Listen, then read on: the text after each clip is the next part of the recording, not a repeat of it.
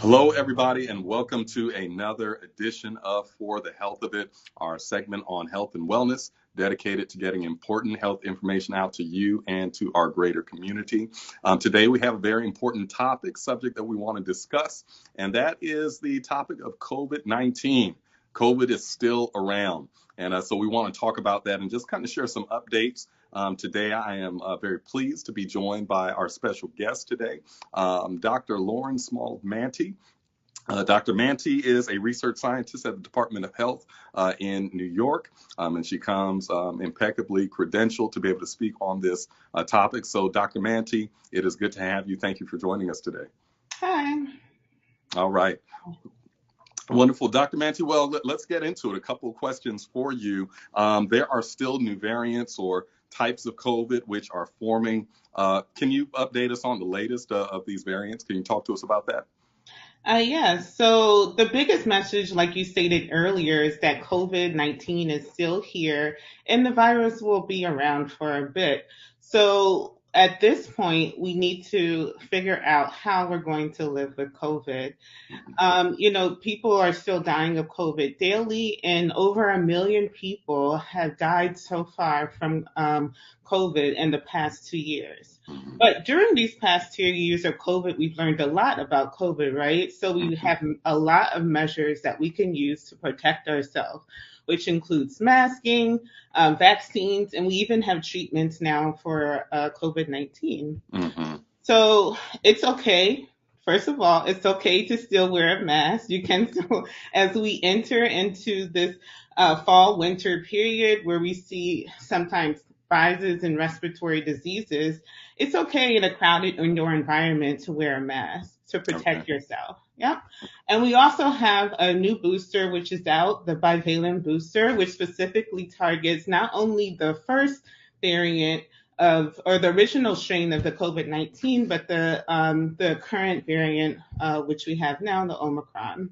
Okay. And as we're thinking about the winter season, we know that we have other respiratory viruses out there, such as RSV, the common flu. So it's time to get updated with our COVID vaccine Mm-hmm. boosters. So if it's available, please. Mm-hmm. So, Dr. Smalls-Manty, talk to us a bit for those who are, still a bit hesitant, vaccine hesitant, or those who probably they did get the first and second series, yeah, and third series, of the COVID shot, but now there's just a little hesitant. And they're like, am I going to have to do this constantly? Should I get this? Is this latest booster? Is it, can you talk to us about its efficacy as well as its safety? It is safe and the efficacy is high, similar to the first vaccine course that you've taken. So it's a good complement to the vaccine series, this COVID-19 vaccine series. Okay, thank you. And I heard you say something. You said it's okay to wear your mask. And that's important because I think right now where more and more people are taking off the mask, obviously because the transmission rates are just a bit lower than kind of where they were. I think you end up feeling maybe, am I the only strange one, that's still Yeah. wearing a mask right now? But you're saying it's okay if you want to, protect yourself a bit better in crowds. That's okay to do. Yeah, don't let people make you feel uncomfortable. You're trying to protect yourself, maybe others that are in the household who may be immune compromised. And Yeah. because, again, we're in this winter, going into the winter season where we do see the spikes, the heavy spikes in respiratory diseases, it's okay to wear a mask. Okay, thank you. There's something called long COVID, where you can have the after effects of COVID infection for over a year. Can you talk to us a bit about just what this whole concept is of long COVID, what that is? Yeah, sure. So COVID-19 affects everyone differently, but we do see that some people persist with these COVID symptoms, such as not nauseousness, short of breath. You can have brain fog, which is really big in people, joint and chest pains. Mhm. And we see this persist in people, not only in the elderly, but also younger people as well. Mhm. And although there is currently no test to diagnose long COVID, if you experience COVID symptoms that last a long time, you should seek your primary care physician to seek treatment. Okay. All right. Now, what about this fall? It seems like there's this mix of all kinds of pathogens that are out there. What about RSV, the virus lung infection that's infecting so many children and adults over the past month? Can you give us some updates on that? Yeah, so RSV is a common respiratory virus, and it's often some of the symptoms are similar to like the cold. Hmm. So you might have um, fever, cough, Hmm. and runny nose, sneezing.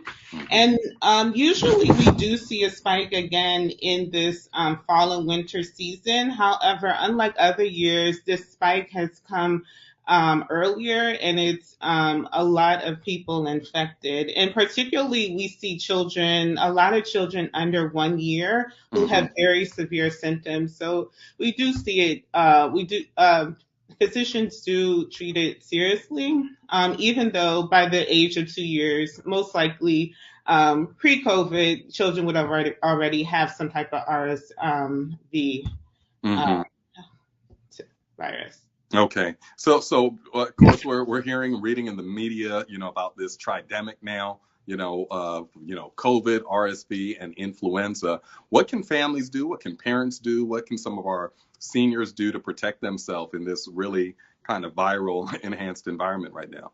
Yeah, I think the main thing, it's respiratory virus season. So we should be doing all the things we know to do that we did pre-COVID. All the little things we did before, like washing our hands frequently, covering our cough, especially with a mask if you have persistent cough. And, one of the most important things we can do is just stay home if you feel sick, if you don't feel well.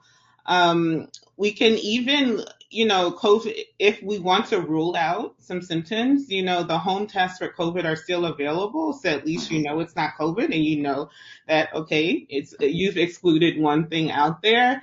But Mhm. really, those practical measures that we did before COVID, we had the COVID-19 virus Mhm. out there we can do. Okay.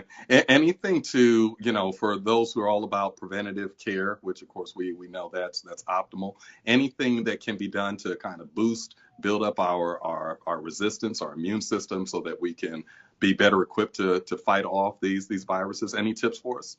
Yeah, so there are a lot of things that you can do. A multivitamin is also good, especially one with vitamin C Hmm. and zinc, like boosting those immune boosters for the winter are often very good. Hmm. And there are many, natural vitamin remedies for cold weather or winter like weather that a lot of people start taking during this time. So it's Hmm. time. Okay. Thank you, Dr. Smalls Manti. Immensely helpful. I know it blessed me, but I also know this is going to be helpful for all of those who are watching. And just, we hear so much and we get so much on the news that sometimes it's hard to kind of filter through what's true, what's not. So we thank you for coming to kind of help us sift through it, understand the facts, and then understand what we can do to keep ourselves healthy, our families healthy, and our broader community healthy. Thank you so much, Dr. Smalls Manti. All right. Thank you for having me. And we want to thank all of you for joining us again for another episode of For the Health of It, brought to us by our Metropolitan Health Ministries. If this was a blessing to you, we want to encourage you to like, to share, to subscribe for more of this type of content that we know can be a blessing to so many. So God bless each and every one of you. And remember, above all things, God wants you to prosper and to be in health.